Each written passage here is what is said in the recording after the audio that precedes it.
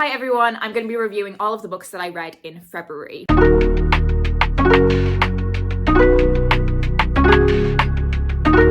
So February was a really mid-reading month for me. I read 8 books in total, which is just shy of my goal of reading 10 books per month. But like, that's absolutely fine. I always kind of knew that I just needed this number of 10 to be an average. And I know there will be months in the year where I maybe read 12 books and it kind of balances that out. I also didn't read every book that I picked out of my TBR jar. Now that we are into the Irish Readathon and I'm reading only Irish books in March, April will probably end up being a bit of a catch-up month in terms of those books that I haven't read from my TBR jar picks. February always kind of sneaks up on me at the end of the month. I think because it is that shorter month, I always end up thinking that I've got a couple more days to finish what I'm reading than I actually do, which is so silly because we don't need to have every book absolutely finished by the end of the month. It is just this kind of self-inflicted way of thinking about my reading in terms of months that kind of forces me to think that I need to finish everything by the end of the month. Like it's not real. It's not a real restriction. But also I was so unwell at the start of the month. I had the flu and I was literally just bed rotting. Like I couldn't do anything. And to be honest, I think even when I was like better, I was still pretty ill throughout all of February. So I'm going to start with the classic that I read in February, which was part of my TBR picks. And that is Howard's End by E.M. Forster.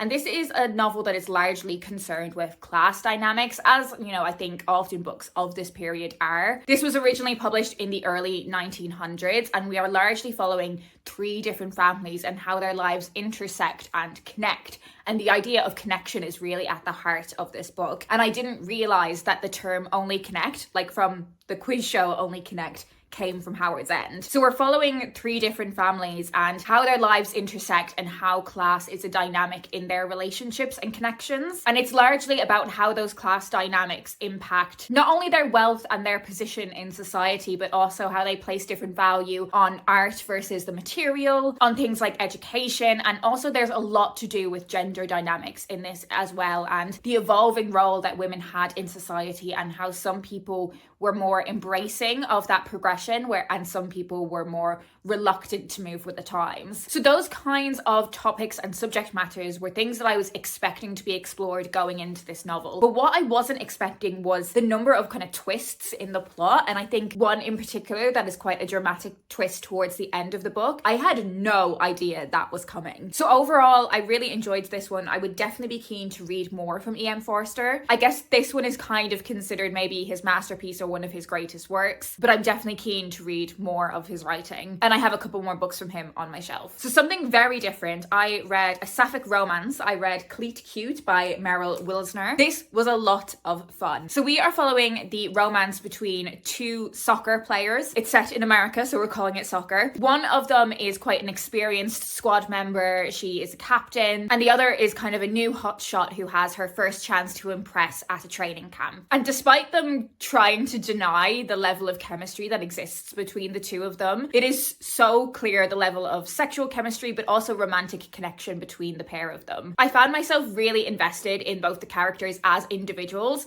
so bringing them together for a romance only doubled my investment in their stories. I thought how the author brought in other elements of their life was really interesting, so their romantic backgrounds but also their experiences of being female athletes, of being sportswomen, the dynamics of those training camps, the intensity and pressure of being an athlete, and also family dynamics in their wider lives as well. The steamy scenes hit the spot, but there was also plenty of content in their wider lives that meant I wasn't just in it for those steamy scenes. And I just love books where characters are really good at flirting. So that was a real plus for me. And I also found the dynamic between the younger emerging player and how she looked up to the more experienced captain added a really interesting layer to their relationship too. I'd really recommend this one. I think it's one of the best sports romances I've ever read. So next I have 2 books that I'm just really disappointed in, and I'm just not sure, like, did I miss something? So the first of those is Wild Pets by Amber Medland. And this is very kind of quintessentially your millennial coming of age, figuring out how to be an adult in the real world. Group of characters out of university trying to figure out how to navigate their future, their changing relationships, their career prospects, friendship, sex, power imbalances. And I would say there's also an undercurrent theme of how global world events, things like the American presidency, affect the lives of individuals, but specifically women. And I think it was quite a strange dynamic reading this kind of reflection on, or this commentary of the first Donald Trump administration, now with the context of him being re-elected. But unfortunately, I found all of the characters in this book deeply uninteresting. There wasn't really any sense of plot, and I just found it very meandering. And I think with these kind of emerging millennial fiction, it either just really resonates with you in the specifics, or it just doesn't connect with you at all. And I found absolutely no connection to this book, no connection to this novel. I didn't really find it interesting, and I actually don't think this book was as clever as it thinks it is. The other book I was quite disappointed in was Blue Sisters by Coco Mellors. This one has received so much hype. The paperback is currently Waterstone's book of the month, so I feel like there's been a real resurgence in people wanting to read this after it being kind of one of the it girl books of last year. This novel follows a group of very different sisters. Their lives have gone in different ways and they have different personalities. There were 4 sisters, but tragically there is now 3 because one of the sisters has died,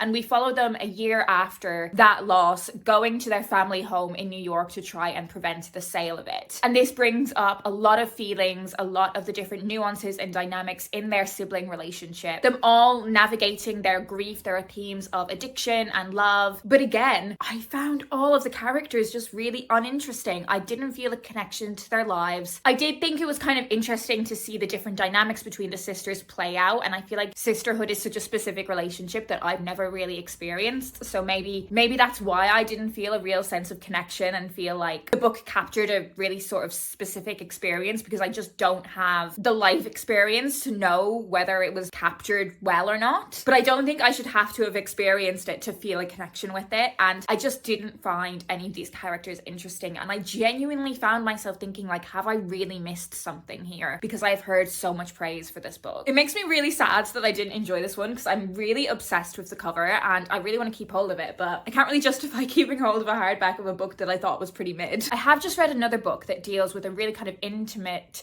sisterhood-like relationship. It is friendships, but in many ways they feel like sisters, and them experiencing the aftermath of loss, which I thought was absolutely brilliant. I'm going to give it 5 stars. So I think really comparing that book that I've read recently to Blue Sisters just highlights even more how disappointed I was in Blue Sisters. The adult nonfiction book I read was Paris, the Memoir by Paris Hilton. Now, I read this in the depths of having the flu. I wasn't really able to read anything. I was able to watch films and TV, but I couldn't really read at all. And this was the only audiobook that I managed to get into while I was in the depths of that bed rotting. I'm not sure I would really recommend this. So this is Paris's life story, of course, from her childhood all the way up through her adolescence and her emergence into the celebrity sphere, touching on the kind of troubled teen industry, up into her adulthood and her life as a business person and a mother. I found it really interesting to learn about the abuse that exists within these kind of celebrity spheres and socialite spheres, the presence of drugs in those communities, how the media fosters this idea of the troubled teen industry. And I found it really heartbreaking to hear Paris retell the experiences that she faced while institutionalized and the abuse that she faced as part of the institutions that she was put into. There is so much darkness in these kind of elite socialite celebrity communities that I think was hushed for such a long time. And I'm so glad that figures feel that they are now able to speak out about the abuse that they had faced and the trouble that they went through. And whilst I put a lot of value in her sharing those experiences, and I think it was something that was really interesting to me, there was a lot of other stuff that was just really uncomfortable in terms of this very kind of like girl boss brand of feminism. Like, she's constantly kind of talking about the prejudice that women face and how important it is, you know, to be a female boss and those kinds of things. But also she's simultaneously saying things that really contradict that, and her brand of feminism is not in any way intersectional. And also there was a very strange moment where she spoke about her friendship with P. Diddy, and I think that just undermined and contradicted any of the kind of positive message that she was trying to convey through the rest of the book. I am very interested in this kind of genre of celebrity, and particularly, you know, those kinds of it girls of the noughties. But I do think if you listened to a podcast about this book, you would get as much out of it as if you'd read it. In many ways, my reading month was redeemed by the young adult books that I read in the month. So I read The Restaurant at the Edge of the World by Oliver Gerlach and Kelsey Jo Silva. So this is a young adult graphic novel where we follow our main character Soup, who works in this like restaurant kitchen, and she begins to realize that their boss is very abusive in terms of how he manages the kitchen. He's always snapping at the staff, he doesn't support the team, and really she's had enough of this situation and she decides that she's going to take things into her own hands. She challenges him to this competition where if he loses, she will claim the restaurant and take over, but if she loses, she will leave the restaurant forever and leave behind her friends, her community. I absolutely loved the food, writing and visuals in this book. I think it made it all the more cozy. There was just so much deliciousness in the writing, and this was the perfect read for me as someone that has got into cozy fantasy in the past few months, because it is set in this kind of fantasy world, but it's very kind of light. It's just kind of incidental, and those fantasy and magical elements are just kind of peppered or sprinkled throughout the story. I always find graphic novels such a cozy reading experience. I really make sure I make the efforts to read graphic novels in one sitting, have like a really nice warm drink, snacks, get really cozy on the sofa and candles. I just really foster a really nice reading experience when I read these sorts of books, and that's exactly what I did with this one, and I had a really fantastic time. Another read that felt really cozy was Gwen and Art Are Not in Love by Lex Croucher. So this follows our two main characters, Gwen and Art, who are betrothed, and they are due to spend the summer in Camelot preparing for the wedding, celebrating in the jousts and the feasts. But of course, Gwen and Art are not interested in each other. They are not in love. They do not want to get married. And I think this novel really brilliantly puts a twist on the idea of fake dating, because they carry on the masquerade of this relationship. But it is not the case as we typically have with fake dating or enemies to lovers, where they actually end up falling for each other in the end. That is not what happens here. Their relationship actually acts as a mask for other relationships, for queer relationships that they want to be part of. Art is actually interested in Gwen's brother, and Gwen is growing close to a female knight called Bridget. I just felt so much joy in reading this book, and I felt like the setting was so much fun, the character dynamics were so much fun. It felt quite comfortable and low stakes, and I just found that twist on tropes that we typically recognize from a lot of YA romances. The way that they were twisted was something that just made the story feel really fresh, because while there are those respective relationships that our two main characters are having with people of the same gender, it was also a story of the friendship between the two of them, and I just found it so much fun. And of course, I think if you were a fan of the TV show Merlin but wanted it to be more gay, this is the perfect book for you. And then finally, a book that I read for work was The Dagger and the Flame by Kat Doyle. So this kind of transitioned me at the end of the month into my reading for the Irish Readathon, and I was actually reading this one while I went to Paris at the end of the month, and I think that Parisian setting and the idea of all the catacombs beneath Paris was the perfect way of theming my reading to where I was traveling. This is a young adult romantasy. In terms of content, I definitely say kind of upper YA. In many ways, we could describe this as enemies to lovers in terms of the main relationship at the center of this romantasy. So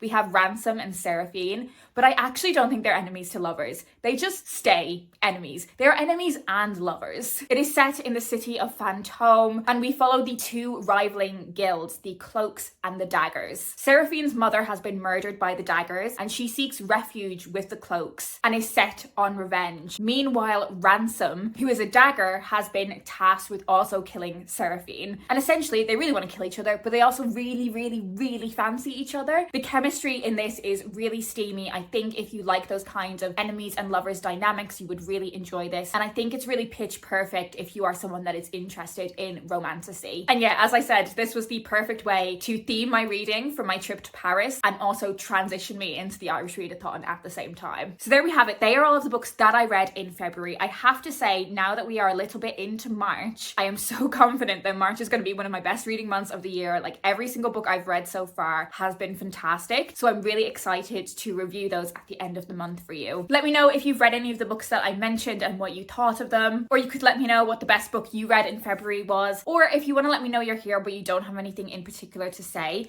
leave me some sort of food emoji in honor of The Restaurant at the Edge of the World. That's it for me today. I hope you're well, and I'll speak to you in my next video.